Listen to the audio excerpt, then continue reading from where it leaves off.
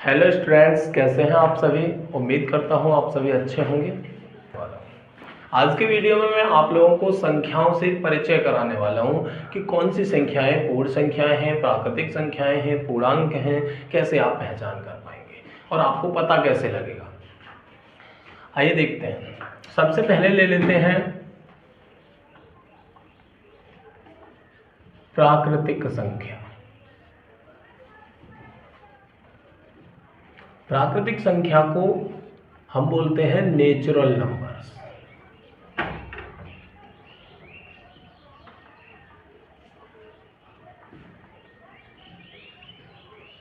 प्राकृतिक संख्याएं इंग्लिश में बोले तो नेचुरल नंबर्स। गिनती की जितनी संख्याएं होती हैं, गिनती की संख्याएं 1 2 3 4 5 और इनफाइनाइट तक, यानी इनका कोई एंड नहीं होता। गिनती के रूप में जितनी भी संख्याएं यूज की जाती हैं उनको हम प्राकृतिक संख्याएं कहते हैं। जैसे अभी कोई टीचर बोलता है आप लोगों से कि स्टूडेंट कितने हैं आपकी क्लास में, तो हम गिनना स्टार्ट करेंगे। मोहन 1, रोहन 2, शीला 3, ऐसे करके गिनेंगे। कहने का मतलब 0 से तो नहीं गिनेंगे ना, 1 से ही गिनना स्टार्ट करेंगे। 1 2 3 4 और लास्ट जितने भी हों, यानी कि अंतिम डिजिट जितनी संख्या होगी उतना होगा, बढ़ता चला जाएगा, अंतिम संख्या का पता नहीं है। यानी प्राकृतिक संख्याएं जो भी हैं, सबसे छोटी प्राकृतिक संख्या बोले तो 1 और सबसे बड़ी प्राकृतिक संख्या इनफाइनाइट यानी कि अनंत तक। ठीक है, पॉजिटिव है। उसके बाद दूसरा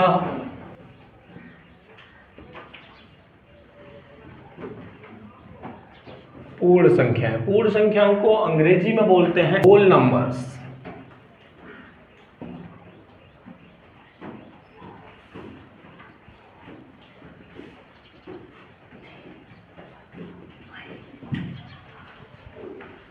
शून्य सहित 0 को और ऐड कर दो प्राकृतिक संख्याओं में, शून्य सहित सभी संख्याएं पूर्ण संख्याएं कहलाती हैं। जैसे 1 2 3 4 5, ये प्राकृतिक संख्याएं जो थी वो कौन सी संख्याएं हैं, होल नंबर हैं। लेकिन इसमें 0 और बढ़ जाता है। 0 के बाद प्लस के इनफाइनाइट तक आपकी जो भी संख्याएं हैं वो पूर्ण संख्याएं कहलाएंगी। पूर्ण संख्याएं 0 से लेकर अनंत तक। इसमें भी सबसे छोटी पूर्ण संख्या जो है वो है आपकी 0 और सबसे बड़ी संख्या का अता पता नहीं है, इसलिए बोल देते हैं इनफाइनाइट। तीसरे नंबर पे आता है आपका पूर्णांक। पूर्णांक पूर्णांक को अंग्रेजी में बोलते हैं इंटीजर्स। अब पूर्णांक क्या होते हैं? नेचुरल नंबर्स बताए, ये भी आपकी धनात्मक हैं यानी प्लस के हैं। इधर आए पूर्ण संख्याएं हैं, तो सारे नेचुरल नंबर्स पूर्ण संख्याओं के अंदर आते हैं। इसका मतलब सभी प्राकृतिक संख्याएं पूर्ण संख्याएं होती हैं। लेकिन आपसे अगर कोई पूछ ले कि सभी पूर्ण संख्याएं प्राकृतिक संख्याएं होती हैं, तो आप कहेंगे ना जी ना। यानी कि प्राकृतिक संख्याओं की बात करें, इनमें 0 और ऐड है। अगर कोई कह रहा है कि सभी प्राकृतिक संख्याएं पूर्ण संख्याएं होती हैं, तो हाँ भाई, सारी प्राकृतिक संख्याएं यहाँ आ चुकी हैं, ये सब पूर्ण संख्याएं हैं। लेकिन अगर कोई कह दे सभी पूर्ण संख्याएं प्राकृतिक होती हैं, तो सारी पूर्ण संख्याएं प्राकृतिक के अंदर नहीं है, यानी कि 0 नहीं है। इसलिए हम कह सकते हैं कि सभी पूर्ण संख्याएं प्राकृतिक संख्याएं नहीं होती, लेकिन सभी प्राकृतिक संख्याएं पूर्ण संख्याएं होती हैं। अब आई बात पूर्णांक की। पूर्णांक 0 के बाद आने वाले सभी पॉजिटिव अंक जितने भी हैं, पॉजिटिव नंबर्स, 0 के बाद आने वाली सभी पॉजिटिव संख्याएं प्लस के इनफाइनाइट तक, और 0 से पहले आने वाली सभी संख्याएं -1 -2 -3 -4 यानी कि माइनस इनफाइनाइट तक, ये सभी पूर्णांक होते हैं। अब इधर 0 के बाद आने वाले सभी पूर्णांक पॉजिटिव इंटीजर्स होते हैं, इनको हम बोलते हैं धनात्मक पूर्णांक। धनात्मक पूर्णांक। 0 से पहले आने वाले सभी इंटीजर्स नेगेटिव इंटीजर्स होते हैं, इन्हें हम बोलते हैं ऋणात्मक पूर्णांक। क्या बोलते हैं? ऋणात्मक पूर्णांक। अगर आपसे कोई पूछे कि 0 कैसा है, प्लस है या माइनस, तो आप बोलेंगे 0 जो है वो न्यूट्रल है, यानी कि उदासीन है, ये ना प्लस है ना माइनस है ना पॉजिटिव है ना नेगेटिव है, 0 तो उदासीन पूर्णांक है। अब पूछा जाए कि सबसे बड़ा पूर्णांक बताओ, तो पता नहीं। सबसे छोटा पूर्णांक बताओ, तो इसका भी अता पता नहीं, बस मिडिल पूर्णांक पता है 0। उम्मीद करता हूं आप लोगों को प्राकृतिक संख्या, पूर्ण संख्याएं और पूर्णांक समझ में आए होंगे। अब आते हैं अगला नंबर आपका भिन्न संख्याएं।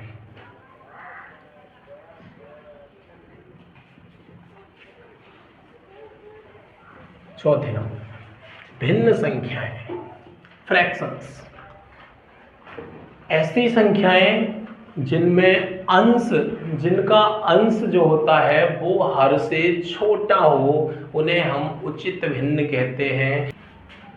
जैसे 3/4, इसमें जो इसका डिनोमिनेटर है वो बड़ा है और न्यूमरेटर छोटा है। और भी कोई संख्या ले लो, 7/11, 9/10, यानी ये सब आपकी भिन्न होती है। लेकिन अगर आप कहें ये 11/10, ये क्या है? ये भिन्न तो है, इसमें कोई ना कोई पूर्णांक छिपा हुआ है। आप कहें बताइए कैसे छिपा है, तो मैंने बताया था इसको आप लोग चेंज कर सकते हैं। इसे आप लिखेंगे 1 से ही 1/10। इसमें ये जो 1 है यानी 1 है, वो ही आपका पूर्णांक है। उसके बाद आती हैं आपकी अभाज्य संख्या। अभाज्य संख्याएं, अभाज्य संख्याओं को कहते हैं भाई प्राइम नंबर्स।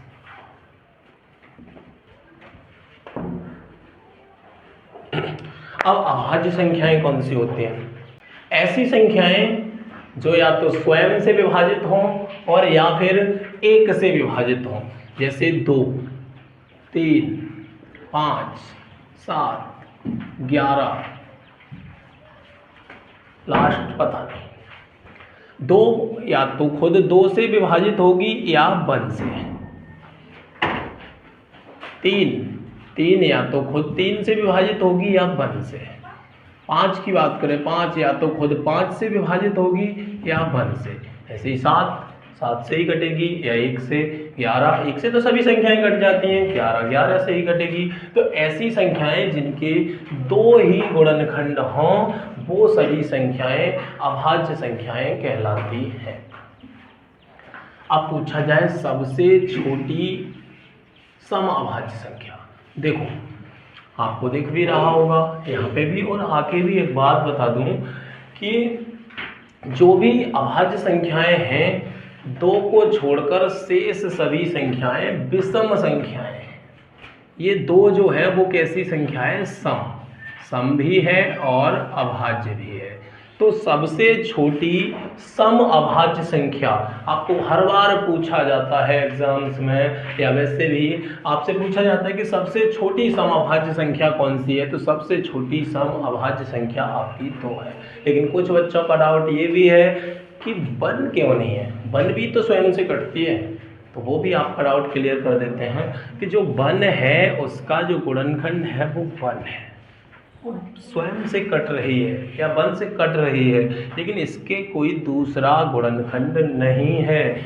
यानी मैंने अभी बताया था आपको कि ऐसी संख्याएं जिनके केवल 2 गुणनखंड हों, वो सारी संख्याएं अभाज्य संख्याएं कहलाती हैं, प्राइम नंबर्स कहलाती हैं। तो 1 का केवल 1 ही गुणनखंड है, इसलिए इसे हम अभाज्य संख्या नहीं कहते। आप लोगों को समझ में आ गया होगा। 2 सम संख्या भी है आपकी अभाज्य संख्या भी है, इसलिए सबसे छोटी सम अभाज्य संख्या कहते हैं 2। अब सबसे छोटी विषम अभाज्य संख्या पूछ ले, तो सबसे छोटी विषम अभाज्य संख्या 3 को बोलते हैं। ये विषम संख्या है और अभाज्य संख्या भी है। अभाज्य संख्याओं के बाद आते हैं आपकी भाज्य संख्याएं। भाज्य संख्याएं इंग्लिश में बोले तो कंपोजिट नंबर्स।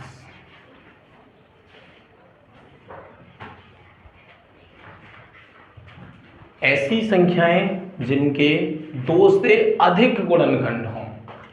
अभाज्य में यानी प्राइम नंबर्स में बताया था कि ऐसी संख्याएं जिनके केवल 2 गुणनखंड हों, और यहाँ भाज्य संख्याओं में बताया जा रहा है कि ऐसी संख्याएं जिनके 2 से अधिक गुणनखंड हों उन्हें कहेंगे हम भाज्य संख्याएं। जैसे 2, 3 ये तो हो गए, तो 4 के गुणनखंड देख लीजिए, 1,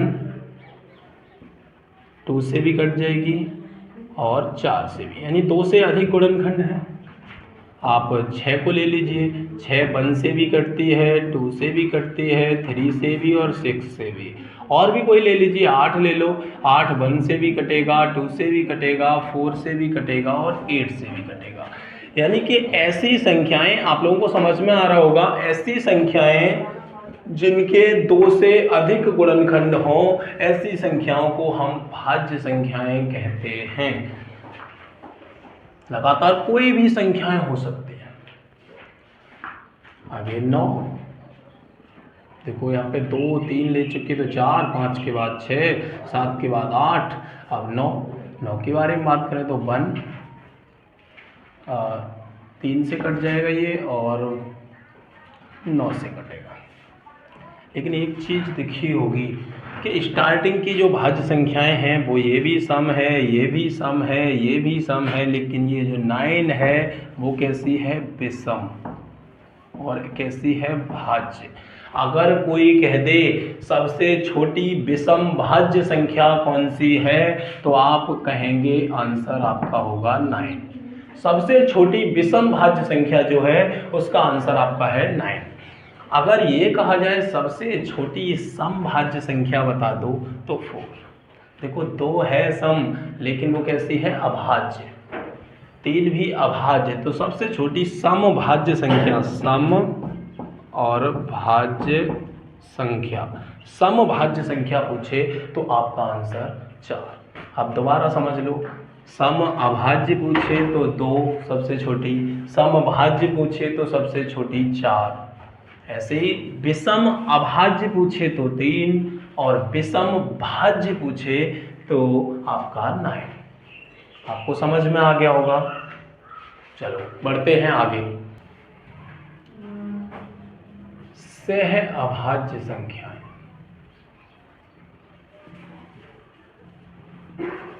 सह अभाज्य संख्याओं को अंग्रेजी में कहते हैं को प्राइम नंबर्स। सह अभाज्य संख्याएं कौन सी होती हैं? ऐसी संख्याएं जिनका मासा 1 हो। सिंपल सी बात है, ऐसी संख्याएं जिनका मासा 1 हो वो सारी संख्याएं सह अभाज्य संख्याएं कहलाती हैं। जैसे 2, 3, 4, 5, कुछ भी आप ले लो, 7, 8, 15, 16, ये सब सह अभाज्य संख्याएं हैं। इसके बाद आती हैं आपकी जुड़वा अभाज्य संख्याएं। जुड़वा अभाज्य संख्याओं को इंग्लिश में कहते हैं twin prime numbers. Twin prime numbers, अब इन्हें भी समझ लीजिए। ऐसी संख्याएं, यानी कि ऐसी अभाज्य संख्याएं जिनके बीच में कोई संख्या भाज्य हो, ऐसी क्रमागत अभाज्य संख्याएं जिनके बीच की जो संख्या है वो भाज्य हो, वो अभाज्य संख्याएं कहलाती हैं आपकी जुड़वा अभाज्य संख्याएं। जैसे हम ले लेते हैं 3, 4, 5। अब इसमें अभाज्य कौन सी है? एक तो ये अभाज्य है और एक ये अभाज्य है। ये कैसी है आपकी? अभाज्य। और ये कैसी है? अभाज्य। लेकिन 4 कैसी है? ये है भाज्य, क्योंकि इससे 2 से भी डिवाइड कर सकते हैं, 1 से भी डिवाइड कर सकते हैं, 4 से भी कर सकते हैं। कहने का मतलब इसके 2 से अधिक गुणनखंड हैं। तो बीच वाली संख्या कैसी है? भाज्य। तो वो जो संख्याएं अभाज्य हैं उन्हें हम कहेंगे, यानी 3 और 5 कैसी हैं आपकी? जुड़वा अभाज्य संख्याएं। उम्मीद कर रहा हूँ आप लोगों को बहुत अच्छे से समझ में आया होगा। अगला वीडियो लेके हम जल्द ही उपस्थित होंगे। तब तक आप इस चीज़ को अच्छे से क्लियर कर लेंगे। और अगर वीडियो आप लोगों को पसंद आई हो तो वीडियो को लाइक करें, चैनल को सब्सक्राइब करें। धन्यवाद।